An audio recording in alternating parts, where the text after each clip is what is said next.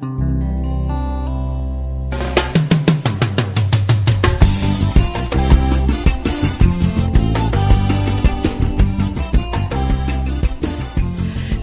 à tous. Aujourd'hui, nous recevons un humoriste comédien. C'est notre invité, c'est Eric Moscardo Rabins. Bonjour Eric. Bonjour Ophène. Actuellement, votre nom est à l'affiche des billetteries spectacles parisiens. Mais avant de parler de votre spectacle, est-ce que vous pouvez vous présenter ? Oui, bien sûr, Fen. Je suis comédien et humoriste. Je dois être le seul humoriste malgacho-normand dans tout l'Hexagone, je pense. Comme je dis souvent, je suis de deux origines, moitié zébu, moitié camembert. Et donc, écoutez, oui, j'ai écrit ce spectacle sur ma double origine, donc normand et malgache.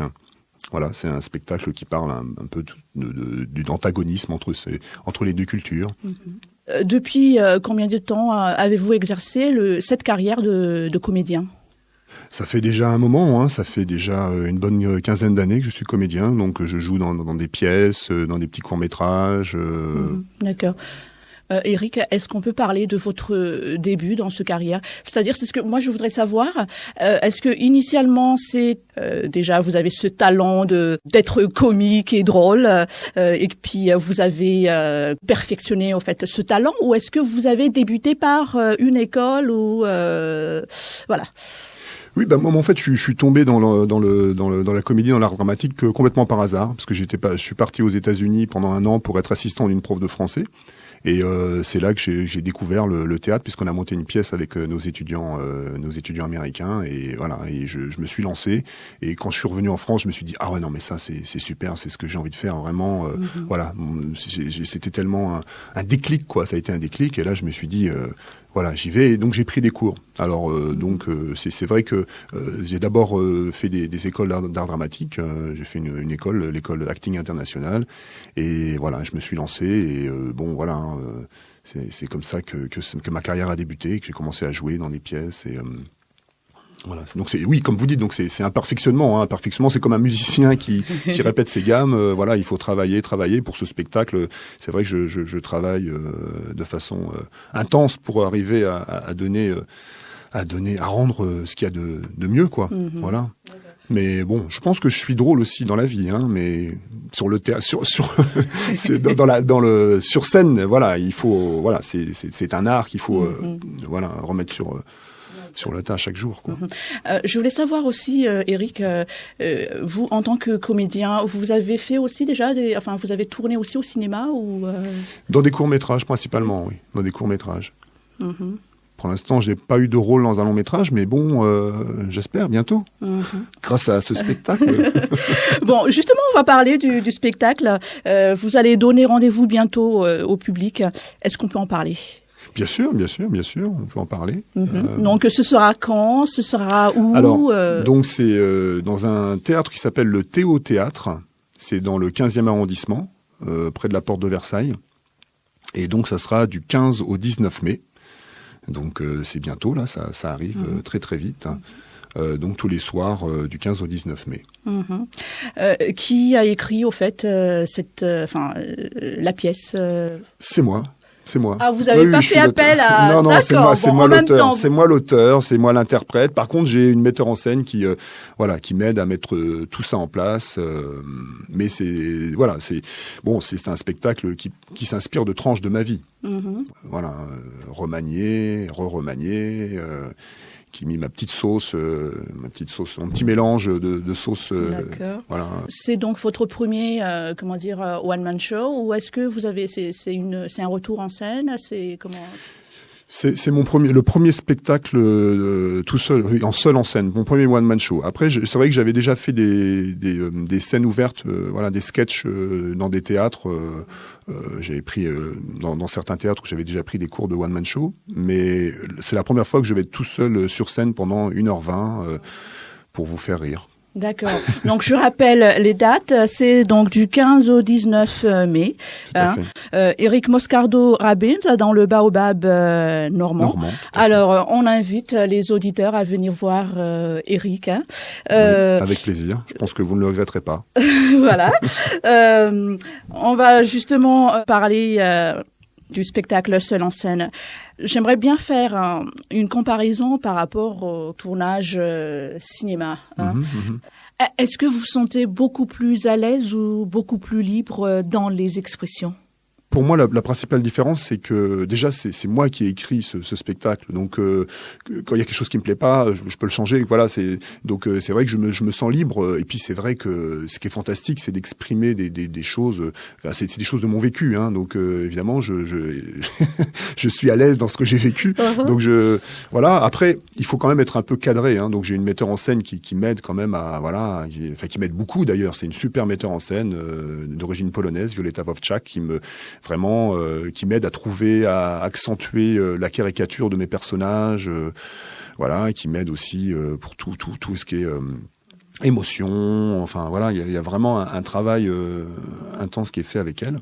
Alors je me rappelle plus votre question. C'était par rapport à la différence entre le tournage au cinéma et en plus, ce qui est bien le one man show, c'est qu'il y a un contact direct avec le public. Hein, donc le public vous rend tout de suite, dès qu'il rit ou dès qu'il sent qu'il y a une émotion, il y a un contact vraiment, il y a un retour direct, quoi. Alors que au cinéma, c'est un peu différent parce que déjà au cinéma on attend pendant des heures.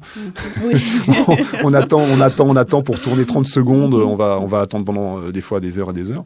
Donc, mais ceci dit, c'est une autre, c'est un autre domaine qui est aussi intéressant. Mais moi, ce que j'adore vraiment dans le théâtre, c'est ça, c'est d'avoir un retour direct du public, avoir une connivence avec le public, hein, parce que c'est un spectacle aussi où je joue un peu avec le public. Je raconte ma vie. Enfin, pas toute ma vie quand même, mais une bonne partie des tranches de ma vie.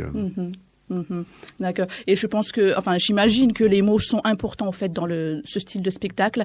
Est-ce que dans ce cas-là, vous envisagez faire des improvisations en fonction des spectateurs ou est-ce qu'il faut vraiment respecter les textes?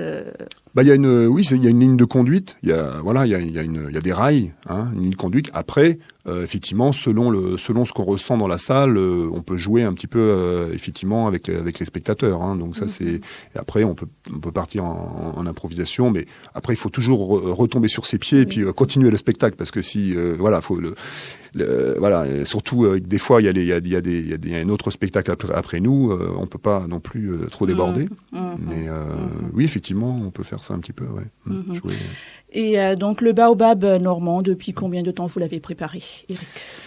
Eh bien, moi j'ai commencé l'écriture il y a déjà 2 ans, 2 bonnes années. Voilà. Mais après, j'ai laissé un peu reposer parce que je trouvais qu'il y avait des fois c'était un peu trop littéraire. Donc j'étais obligé d'enlever certains passages qui étaient trop écrits. Alors que du coup maintenant, je me suis dans le one man show, il faut jouer, hein, il faut que les mots soient joués. Donc je joue des personnages, je joue le rôle de mon père, je joue le rôle de ma fille, je joue le rôle de ma grand-mère. Enfin, je joue plusieurs rôles. Donc là, c'est vrai que c'est beaucoup plus intéressant pour le spectateur de voir les personnages qui prennent cher plutôt que d'entendre quelqu'un qui parle. Et c'est vrai que je me suis rendu compte que j'ai enlevé pas mal de choses.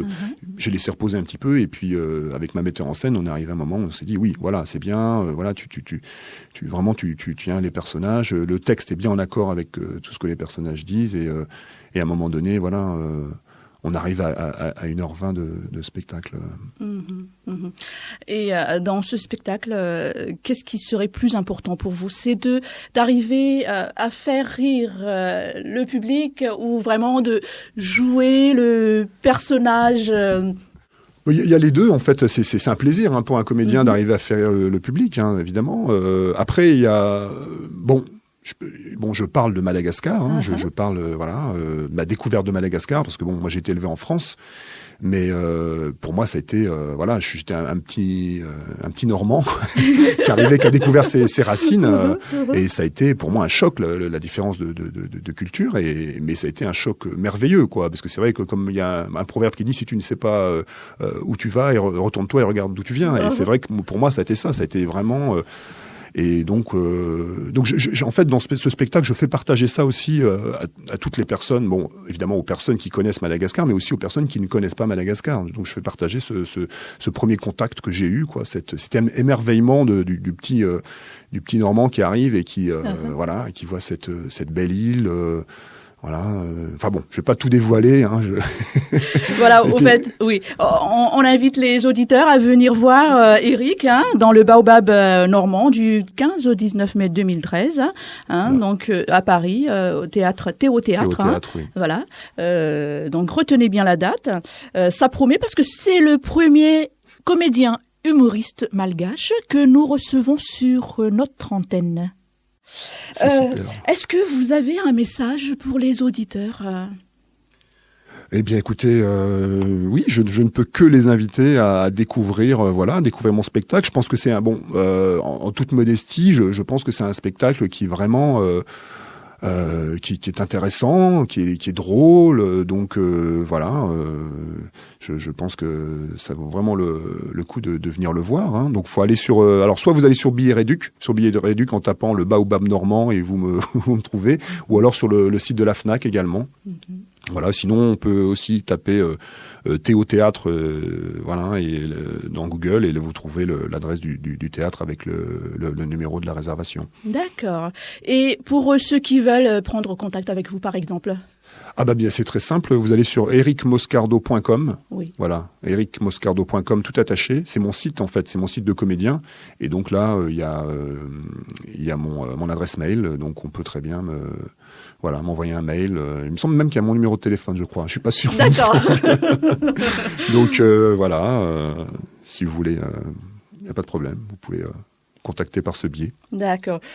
Écoutez, Éric, merci beaucoup d'accepter cette invitation. Et puis, nous vous souhaitons le succès pour votre spectacle. Chochatumko. Merci beaucoup. À bientôt. À bientôt. Velum. Velum. Alors, la prise de son de cet entretien a été réalisée par Daniel Razanazatouf du studio Diffusion. Velum Atupko.